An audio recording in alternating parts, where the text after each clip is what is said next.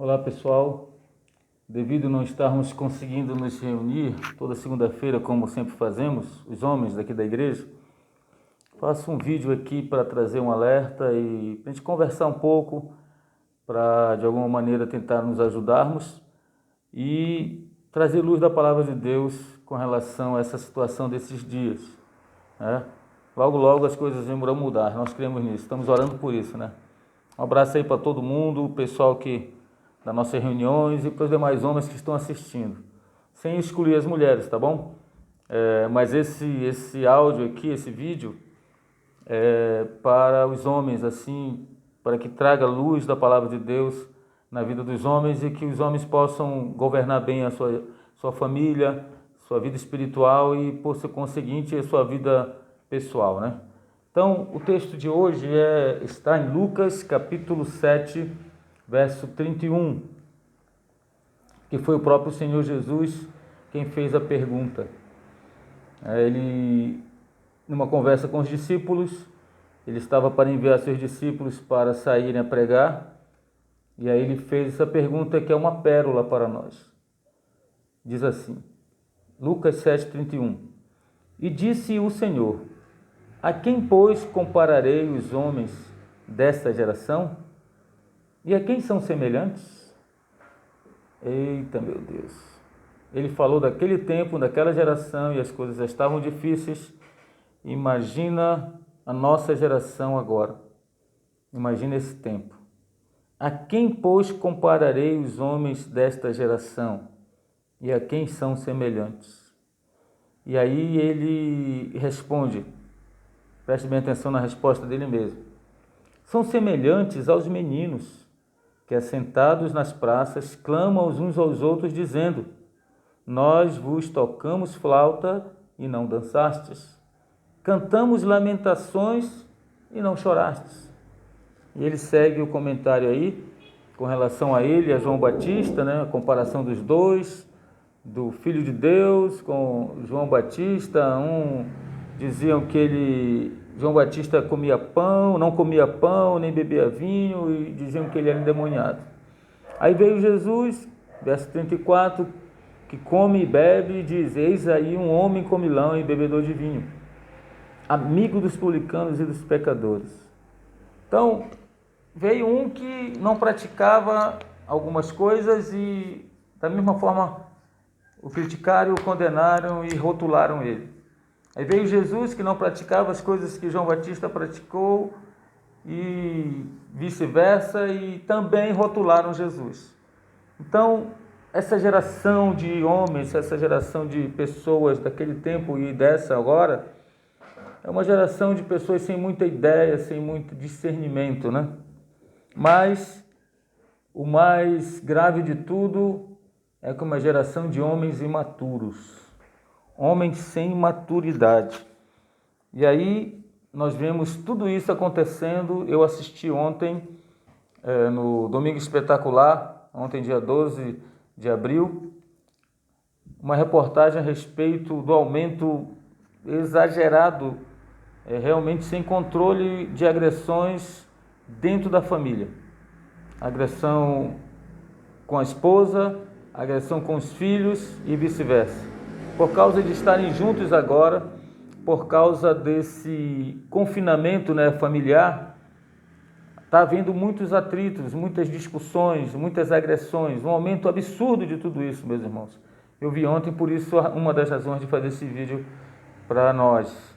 Temos que ter cuidado como está a nossa cabeça, como está a nossa vida espiritual, como está o nosso domínio próprio, o nosso controle. Sabemos que muitas coisas é por causa do homem, mas a ação do inimigo não podemos negar. O inimigo quer destruir as famílias e ele ataca na cabeça, que é o homem, e ele, para poder transmitir essa insegurança para a sua família, para, de alguma maneira, agredir, às vezes, não fisicamente, mas verbalmente, a sua esposa. Nós recebemos algumas pessoas e algumas mulheres estão reclamando da, vamos dizer, selvageria do homem. Me desculpe, mas a gente tem que falar abertamente com vocês. Alguns homens têm tratado mal sua esposa. Alguns homens têm falado palavras duras que dói mais do que uma tapa. Alguns homens têm xingado a sua esposa, chamado de burra, chamado até de prostituta, porque de alguma forma descobriram o passado e não perdoaram, e se bem que se for avaliar o passado desse homem também é bem complicado. Não dá para dizer que foi um santo ou é um santo ainda. Então, a palavra nos fala dessa imaturidade masculina. Homens imaturos, homens que não sabem ter controle, homens como meninos, aqui no diz o Senhor, né? Comparo ele a meninos, são semelhantes aos meninos, homens imaturos, sem nenhuma maturidade espiritual ou de caráter. Precisamos ver essas coisas, avaliar se tem acontecido alguma coisa conosco e ver na sociedade também. O descaso paterno em relação à família é a praga dos nossos dias.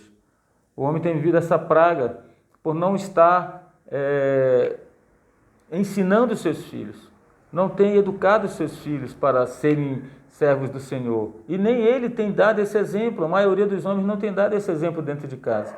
São as mulheres que têm tomado a rédea para poderem levar a família a buscar o Senhor, a estarem na célula, a irem para a igreja, a orarem, a lerem a Bíblia. Gente, esse papel é nosso. Nós somos os sacerdotes, nós temos que levar a nossa família, nossa esposa, nossos filhos a temerem a Deus e que eles vejam esse temor em nós primeiramente, e não apenas mandando eles temerem, mas que eles vejam isso em nós. Outras coisas mais que têm acontecido, meus irmãos, é que, lembre-se bem, o relacionamento com o teu filho, eu vi isso ontem, pais agora em casa e têm maltratado os filhos. Cuidado para não destruir a sua família nesses dias. O inimigo pode usar para isso. Preste bem atenção, que precisamos melhorar isso na nossa vida. Se você concorda comigo, veja isso, avalie isso na tua casa. Porque a maturidade, ela não vem à medida que envelhecemos, mas sim quando passamos a aceitar a responsabilidade dos nossos atos, daquilo que temos praticado. Assumir a responsabilidade daquilo que temos praticado. Maduro não é um homem que tem barba e bigode, mas um homem que tem responsabilidade pelos seus atos, que precisa levar adiante. O Senhor nos fala isso, né? Essa geração é comparada a meninos nas praças.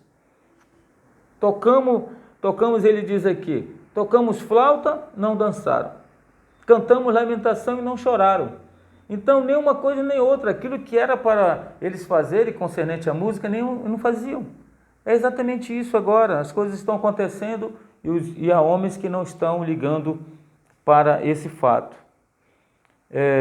Vocês lembram bem, na época que éramos menores, jovens, né? E alguns ainda são. Lembra quando nós íamos para o campinho de futebol e o camarada que era o dono da bola, lembram disso? Que não chamavam ele para jogar, aí ele dizia, eu vou levar a bola. Ou então ele era o dono da bola, aí acertava assim, olha, 10 minutos ou 2 gols. Ele disse, eu não concordo. Então ele pegava a bola e ia embora. Então se não fosse conforme as regras dele, ele levava a bola. Ele era o dono da bola. Homens, às vezes está acontecendo isso dentro da casa de alguns. Se não for seguindo as regras dele, ele pega a bola e vai embora. Ou manda a mulher embora. Ou manda o filho embora. E perde a sua família. Por causa dessa imaturidade, dessa criancice de querer mandar em tudo, de ser o dono da bola. Essa palavra rápida aqui é para nos alertar com relação a estas coisas. Nós precisamos aprender, nós precisamos ouvir aqueles que têm mais experiência. Veja bem, talvez para alguns que estão me assistindo, os pais não têm mais autoridade, já estão velhos ou até já faleceram. No caso, meus pais já faleceram. Hoje, quem pode me orientar? Eu tenho mentores, meu pastor, o pastor Neri, tenho amigos, supervisores, pastor Zequinha, tenho outros pastores que a gente conversa. E se eu não ouvi-los, possa ser que eu me corrompa. Porque Se nós não prestamos conta a alguém, a corrupção pode chegar na nossa vida. Então, talvez para alguns que estão me ouvindo, só tem a mim. Porque nem o pai e a mãe não podem falar mais. Ninguém mais tem autoridade na tua vida. E eu não estou dizendo isso que não é para mandar em você ou governar você, não. Eu estou dizendo isso que eu posso ser, pela graça e misericórdia de Deus, o único que pode te ajudar e que você possa ouvir e avaliar como é que está a tua vida dentro da tua casa, com a tua mulher e com teus filhos. Então, ouça a palavra desse teu amigo, desse pastor amigo que quer ajudar você e que às vezes a esposa está tão oprimida dentro de casa que ela quer até conversar com o pastor ou com a pastora, mas o marido não tem deixado.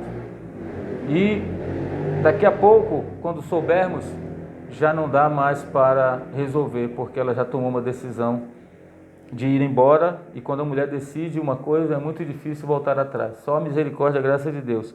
E aí vem, às vezes, nem isso ela consegue. Ninguém quer conviver com alguém que prefere ser ignorante a demonstrar humildade e necessidade de mudança, de aprender e de mudar. Preste bem atenção nisso. Para aprender, é preciso estar disposto a ser ensinado. Alguns não querem conversar comigo. Alguns não vão para a reunião de homens. Alguns não querem ouvir uma palavra sobre relacionamento na família. Tudo bem, cada um tem sua própria decisão, né? Mas as consequências vêm, meus irmãos. Então, homens de Deus, meus irmãos em Cristo, eu espero que você esteja bem. Mas se de alguma forma essa mensagem alcançou o teu coração, despertou alguma coisa em você, ei, tem mulheres clamando, pedindo ajuda. Tem mulheres dizendo, não estou aguentando mais. Pastor, me ajude, não está dando certo. Fulano tem sido extremamente grosseiro comigo e com meus filhos. Os meninos não estão aguentando mais também. Então ouça essa palavra. É uma palavra de carinho, é uma palavra de bênção, é uma palavra de exortação, de confronto também, de disciplina também. Mas é uma palavra que pode te ajudar a melhorar esse relacionamento na tua casa. E presta bem atenção. Se houve algum momento de extrema necessidade dos homens se agarrarem ao que a palavra de Deus diz e se posicionarem ao lado de Cristo, colocarem Cristo como Senhor e Salvador da sua vida. Senhor e Salvador, não é só Salvador não. Senhor e Salvador. É esse o tempo. Esse é o momento. É agora, gente. O Senhor chamou a atenção do mundo inteiro. Então, preste atenção nos sinais de Deus. Quero declarar vitória na sua vida, na minha vida, que você vença essa situação, esse momento, junto com a sua família, que esse momento sirva para refletir, para melhorar como pai, como esposo, para ver a mulher fantástica que está ao teu lado. Ela é a tua companheira, ela é a mulher idônea do Senhor para a sua vida. Deus abençoe você, te guarde, te dê direção, dê sabedoria para tomar decisões corretas. Senhor Jesus, olha por esse homem, olha por mim também, Senhor. Que a tua mão poderosa possa estar sobre nós. Nos direciona para que o Espírito Santo possa nos dar conhecimento, sabedoria para lidarmos com toda e qualquer situação. Nos dá o domínio próprio e a sabedoria espiritual. Assim eu oro pelos meus irmãos e eles oram por mim. Eu declaro nesse momento, em nome de Jesus, que a palavra tenha alcançado o teu coração. Obrigado, meu irmão. Pense nisso. Deus abençoe.